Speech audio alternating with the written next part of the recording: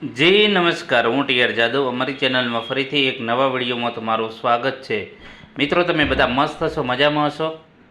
મિત્રો, આ વિડીયોમાં વાત કરીશું જીએસઆરટીસી હેલ્પર ભરતી 2026 ટૂંક સમયમાં આવી જશે, નોટિફિકેશન જાહેર થઈ જશે। તો નવી ભરતી આવશે તો વેઇટિંગવાળાનું શું થશે અથવા તો શું, તો તેના વિશે અઢળક કોમેન્ટો મિત્રો કરી રહ્યા છે, ફોન કરી રહ્યા છે અને ઘણા મિત્રો એવું લખી રહ્યા છે કે સર કેટલી વાર અમે કોમેન્ટો કરીએ, વારંવાર કોમેન્ટો કરવા છતાં તમે આનો જવાબ નથી આપતા।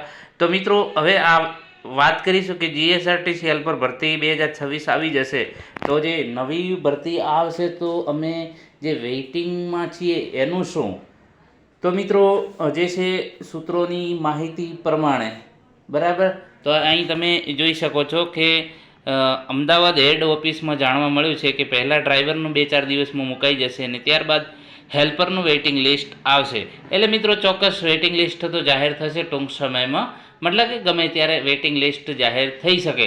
એના પહેલાં આપણે વેઇટિંગ લિસ્ટ શું કહેવા માગે છે ઓફિશિયલ જે છે, તો અહીં તમે જોઈ શકો છો જે વેઇટિંગ લિસ્ટ જાહેર થયેલું હતું મિકેનિકલ સાઇડ હેલ્પર કક્ષાના ઉમેદવારોને કામચલાઉ જે વેઇટિંગ લિસ્ટ, તો અહીં તમે જોઈ શકો છો કે આ કામચલાઉ પ્રતીક્ષા યાદીમાં જે નામ જાહેર થવાથી માત્રથી ઉમેદવારને નિમણૂકને પાત્ર બનતા નથી, નિમણૂકને સીધો હક રહેતો નથી।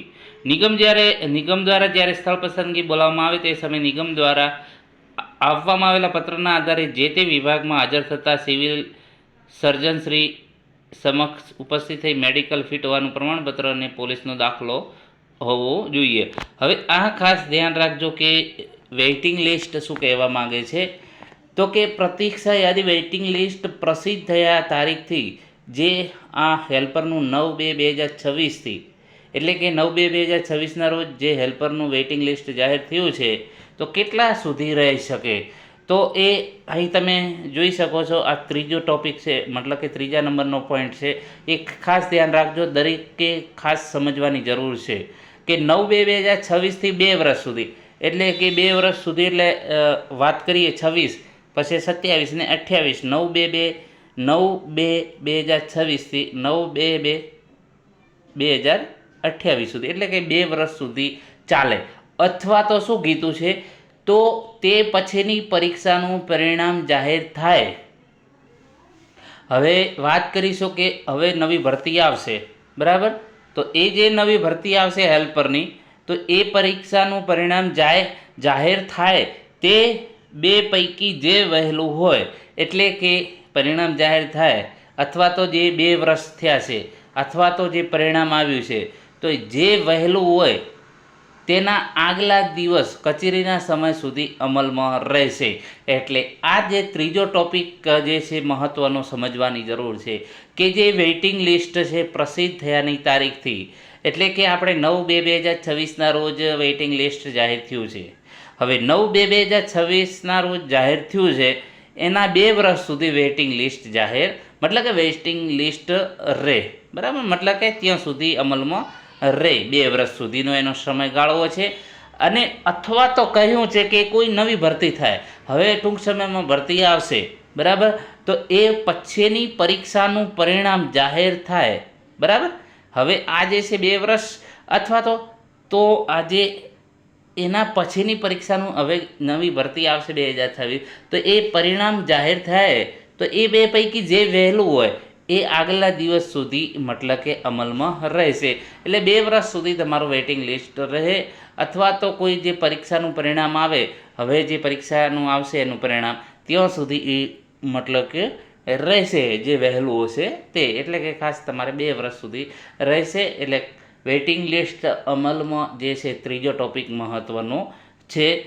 તો ઘણા મિત્રો કહી રહ્યા છે કે સર અમારો નંબર આવશે કે નહીં, એ મિત્રો હવે આપણે જે પ્રમાણે જગ્યા થશે, હવે આમાં કેવું છે કે અહીં વેઇટિંગ લિસ્ટમાં કોને બોલાવવામાં આવશે, તો કે કોઈ ઉમેદવાર હાજર થશે નહીં, પસંદગી યાદી કે જે નોકરી જેમને મળી છે, જેમની પસંદગી યાદીમાં નામ આવ્યું છે અને કોઈ કારણસર હાજર રહેશે નહીં, અથવા તો કે પ્રતીક્ષા યાદીના સમયગાળા દરમિયાન, હવે જે સમયગાળો 2 વર્ષનો છે અથવા તો જે આપણે પરીક્ષાનું પરિણામ આવે એના આગળના દિવસ સુધી જે વહેલું હોય તો એ સમયગાળા દરમિયાન કોઈ નોકરી છોડી દીધી છે અથવા તો વેઇટિંગ લિસ્ટ પરના ઉમેદવારોની, એટલે ખાસ ધ્યાન રાખજો કે કોઈ હાજર થયું નથી અથવા તો નોકરી મેળવીને પછી છોડી દીધી, તો એ પછી જે જગ્યાઓ ખાલી રહે છે, બરાબર, તો એ જગ્યાઓને આધારે વેઇટિંગ લિસ્ટ જાહેર, મતલબ કે વેઇટિંગ લિસ્ટ જે વાળા વિદ્યાર્થીઓ છે એમને પછી બોલાવવામાં આવશે, અથવા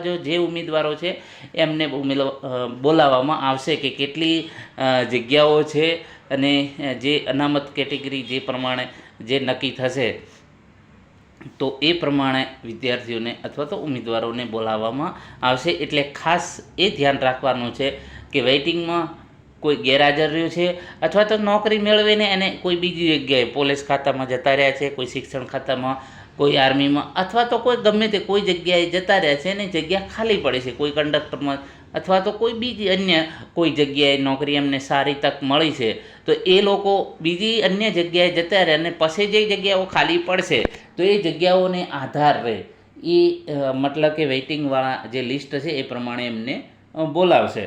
હવે ઘણા એમ કહી રહ્યા છે કે સાહેબ અમારે તૈયારી કરવી કે ન કરવી, તો મિત્રો વેઇટિંગમાં નામ ભલે રહ્યું તેમ છતાં તમારે જો સિલેક્શન મેળવવું હશે તો તૈયારી તો કરવી જ પડશે. એનું કારણ છે કે આ 2 વર્ષ સુધી તમને બોલાવશે અથવા તો જે આ પરીક્ષાનું પરિણામ જાહેર થયા ત્યારે તમને બોલાવે, એટલે એનું કોઈ નક્કી ના કહેવાય, ગમે ત્યારે તમને બોલાવે, જ્યારે બોલાવે ત્યારે જતો રહેવાનું. પરંતુ આપણે નોકરી લેવી છે તો એ પ્રમાણે તૈયારી ચાલુ જ રાખવી પડશે, કારણ કે આનું કોઈ નક્કી ના કહેવાય વેઇટિંગવાળા. હવે આપણને કોઈ ચોક્કસ આઈડિયા નથી કે કેટલા નોકરી છોડીને ગયા છે, અથવા તો કેટલા ગેરહાજર રહ્યા છે, અથવા તો કેટલા હાજર નથી, બરાબર, એનો ચોક્કસ આંકડો એ જાહેર હજી આપણને ખબર નથી.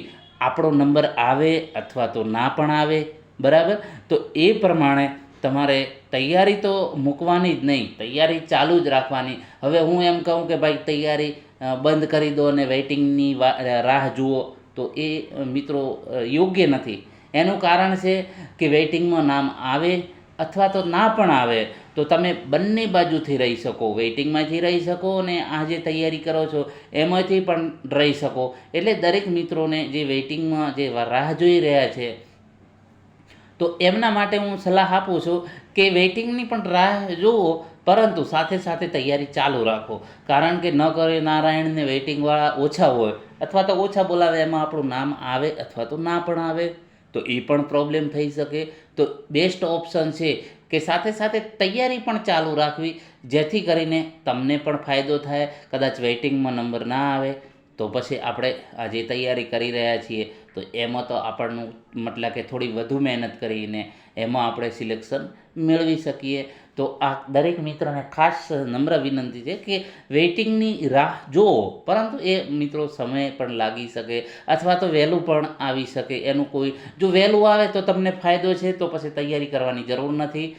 જો સમય લાગે, કદાચ હવે વેઇટિંગ લિસ્ટ તમે તમારો આ પરીક્ષાનો મતલબ કે જે આવશે નોટિફિકેશન જાહેર થશે, એની પરીક્ષા યોજાશે અને એની પહેલાં મતલબ કે કદાચ આ જાહેર કરે વેઇટિંગ, અથવા તો એની પહેલાં અથવા તો એના પછી, મતલબ કે તમને ખાસ એવું કહેવા માગું છું કે તૈયારી છોડતા નહીં, તૈયારી તમે ચાલુ જ રાખો. વેઇટિંગમાં આવે, જો વહેલું આવી જાય તો તમે જતા રહેજો, તો પછી તમારે તૈયારી કરવાની જરૂર નથી. અથવા તો સમય લાગે વધુ તો પછી તમે જો તૈયારી છોડી દો તો ન વેઇટિંગમાં આવો કે ન પહેલાંમાં આવો. એટલે દરેક મિત્રોને ખાસ વિનંતી છે કે જે વેઇટિંગમાં રાહ જોઈ રહ્યા છે એમણે તૈયારી તો ચાલુ જ રાખવી, કેમ કે આપણે 2 ઓપ્શન છે, તો એ એક ઓપ્શનમાંથી ના મળે તો બીજો ઓપ્શન તો મળી જ શકે.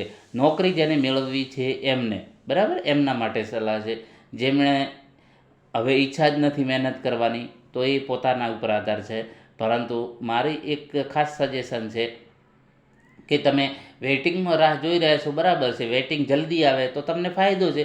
જો સમય કદાચ લાગે, વર્ષ લાગી જાય તો પછી તો એના માટે બેસ્ટ છે કે ભાઈ જ્યારે આવે ત્યારે આપણે જતા રહીશું. તો એ જે સમય છે એ સમયગાળા દરમિયાન તો આપણી તૈયારી ચાલુ જ રાખીએ ને, બરાબર.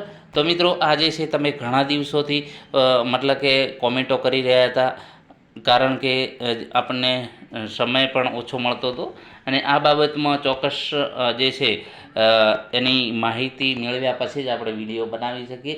એટલે ખાસ દરેક મિત્રોને વિનંતી છે કે વેઇટિંગની રાહ જુઓ, પરંતુ સાથે સાથે આપણે જે છે હેલ્પરની જે નવી ભરતી આવશે એની પણ તૈયારી ચાલુ રાખો. જો વેઇટિંગ વહેલું ખુલે તો તમને ફાયદો છે, તો તમે નોકરીએ સિલેક્શન થઈ જશો. પરંતુ જો લેટ ખુલે તો કદાચ લેટ ખુલે ને એમાં આપણો નંબર ન આવ્યો તો પાછા તમે એમ કહેશો કે સાહેબ તમે અમને તૈયારી પણ ના કરવા દીધી. જો કદાચ અમે તમારા ભરોસે રહ્યા, કદાચ તમે એમ કહ્યું હોત કે તૈયારી ચાલુ રાખજો. એટલે મિત્રો દરેકને ખાસ વિનંતી છે કે હેલ્પરનું જે વેઇટિંગ લિસ્ટ આવે જલ્દી પણ આવે અને લેટ પણ થઈ શકે. જો 2 મહિના કે 6 મહિનામાં આવી જાય, અથવા તો 2 મહિનામાં આવી શકે, અથવા તો 1 મહિનામાં પણ આવી જાય, જે પ્રમાણે જગ્યા હોય એ પ્રમાણે, અથવા તો 6 મહિના લાગી શકે. એટલે કે કમસે કમ 2 વર્ષ તમારે વેઇટિંગ લિસ્ટ જે છે માન્ય રહે. તો એ પ્રમાણે તમારે વેઇટિંગની પણ રાહ જુઓ અને તૈયારી પણ સાઈડમાં ચાલુ રાખો, જેથી કરીને તમને ફાયદો થાય. જો વેઇટિંગ વહેલું ખુલે તો પણ તમને ફાયદો જ છે, તો પછી તમારે તૈયારી બંધ કરી દેવાની. અને જો લેટ ખુલે તો તમને ગેરફાયદો એ થાય કે તમે તૈયારી બંધ કરી દીધી અને કદાચ નામ ન આવ્યું હોય તો એ પણ બની શકે. એટલે દરેક મિત્રોને વિનંતી છે કે તમે વેઇટિંગની રાહ જોઈ રહ્યા છો એ બરાબર છે, તો પણ સાથે તૈયારી પણ ચાલુ રાખજો, જેથી કરીને આપણે ગમે તે એકમાં બંનેમાં ના રહી જઈએ. બરાબર? એટલે તમે તૈયારી પણ ચાલુ જ રાખજો. આભાર.